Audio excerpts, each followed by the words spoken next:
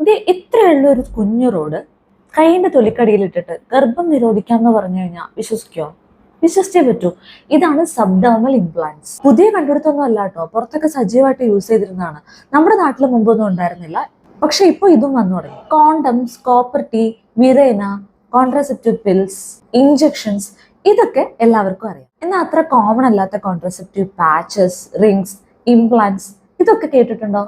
Copper tea ഒക്കെ വളരെ safe effective ആയിട്ടുള്ള ഒരു മെത്തേഡ് ആണെങ്കിൽ കൂടി പലർക്കും അത് പേടിയാണ്. കോപ്പർ ടീനേക്കാളും യൂട്രസിനകത്തേക്ക് അത് കിടന്നിടുന്ന ആ പ്രൊസീജിയറിനൊക്കെയാണ് പലരും പേടിക്കുന്നത്. പെയിൻ ഉണ്ടാവുമോ എന്നൊക്കെ, പിന്നെ അത് മിസ്പ്ലേസ്ഡ് ആവുമോ, ത്രെഡ് ചെക്ക് ചെയ്യണമല്ലോ എന്നൊക്കെയുള്ള ടെൻഷനും.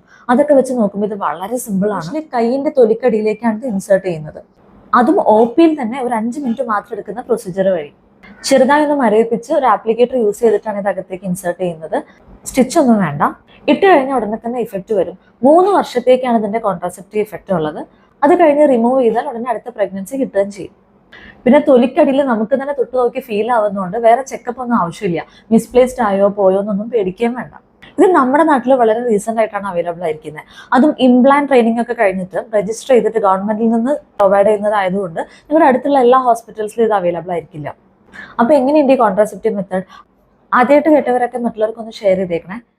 ഇനി ഇതിനെക്കുറിച്ച് കൂടുതൽ അറിയാൻ യൂസ് കമന്റ് ബോക്സ്.